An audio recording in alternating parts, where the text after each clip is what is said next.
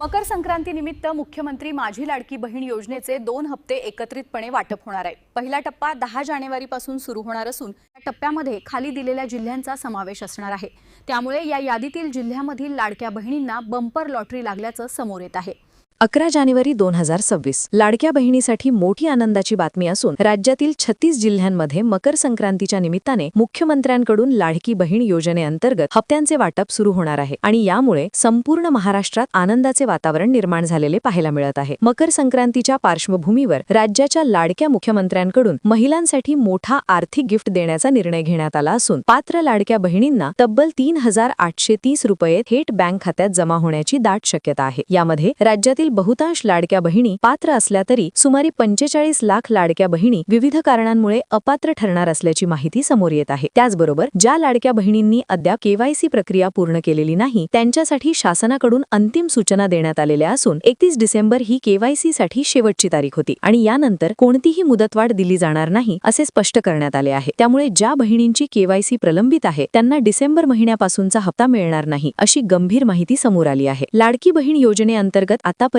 पात्र लाभार्थी महिलांच्या खात्यात महा-डीबीटी प्रणालीद्वारे 17 हप्ते जमा झालेले आहेत आणि सध्या जानेवारी 2026 हा चालू महिना असल्यामुळे डिसेंबर 2025 आणि जानेवारी 2026 या 2 महिन्यांचा हप्ता थकीत आहे आणि हा हप्ता मकर संक्रांतीपूर्वी एकत्रित स्वरूपात जमा होणार असल्याने लाडक्या बहिणींना 3830 रुपयांचा लाभ मिळणार आहे। राज्यात काही लाडक्या बहिणींना नोव्हेंबर महिन्याचे 1500 रुपये आधीच मिळालेले आहेत आणि ज्या बहिणींना हा हप्ता मिळालेला आहे त्या योजनेसाठी पात्र असल्याचे संकेत मानले जात आहेत, तर ज्यांना तो मिळालेला नाही त्या बहिणी अपात्र ठरण्याची शक्यता आहे। शासनाकडून जिल्हानिहाय हप्ते जमा करण्याचे नियोजन करण्यात आले असून अहिल्यानगर जिल्ह्यात 13 जानेवारीला, पुणे जिल्ह्यात 12 जानेवारीला, सातारा जिल्ह्यात 14 जानेवारीला, सांगली जिल्ह्यात 14 जानेवारीला, कोल्हापूर जिल्ह्यात 15 जानेवारीला, सोलापूर जिल्ह्यात 13 जानेवारीला, नाशिक जिल्ह्यात 12 जानेवारीला, धुळे जिल्ह्यात 13 जानेवारीला, नंदुरबार जिल्ह्यात 14 जानेवारीला, जळगाव जिल्ह्यात 15 जानेवारीला, छत्रपती संभाजीनगर जिल्ह्यात 12 जानेवारीला, जालना जिल्ह्यात 13 जानेवारीला, बीड जिल्ह्यात 14 जानेवारीला, धाराशिव जिल्ह्यात 15 जानेवारीला, लातूर जिल्ह्यात 12 जानेवारीला, नांदेड जिल्ह्यात 13 जानेवारीला, परभणी जिल्ह्यात 14 जानेवारीला, हिंगोली जिल्ह्यात 15 जानेवारीला, बुलढाणा जिल्ह्यात 12 जानेवारीला, अकोला जिल्ह्यात 13 जानेवारीला, वाशिम जिल्ह्यात 14 जानेवारीला, अमरावती जिल्ह्यात 15 जानेवारीला, यवतमाळ जिल्ह्यात 12 जानेवारीला, नागपूर जिल्ह्यात 13 जानेवारीला, वर्धा जिल्ह्यात 14 जानेवारीला, भंडारा जिल्ह्यात 15 जानेवारीला, गोंदिया जिल्ह्यात 12 जानेवारीला, चंद्रपूर जिल्ह्यात 13 जानेवारीला, गडचिरोली जिल्ह्यात 14 जानेवारीला, रायगड जिल्ह्यात 12 जानेवारीला, रत्नागिरी जिल्ह्यात 13 जानेवारीला, सिंधुदुर्ग जिल्ह्यात 14 जानेवारीला, पालघर जिल्ह्यात 15 जानेवारीला, ठाणे जिल्ह्यात 12 जानेवारीला, तर मुंबई शहर आणि मुंबई उपनगर जिल्ह्यात 17 पर्यंत कोणत्याही दिवशी हा हप्ता जमा होऊ शकतो अशी माहिती समोर येत असून मकर संक्रांतीच्या आसपास मिळणारा हा लाभ लाडक्या बहिणींसाठी शासनाकडून दिलेले मोठे गिफ्ट मानले जात आहे। त्याचबरोबर उपमुख्यमंत्र्यांनी यापूर्वी दिलेल्या आश्वासनानुसार लाडक्या बहिणींना भविष्यात प्रति महिना 2100 रुपये देण्याचा निर्णयही लवकरच लागू होण्याची शक्यता असून त्यामुळे येत्या काही दिवसात लाडक्या बहिणींना थकीत हप्त्यासह वाढीव रकमेचा लाभ मिळून डबल गिफ्ट मिळण्याची शक्यता व्यक्त केली जात आहे।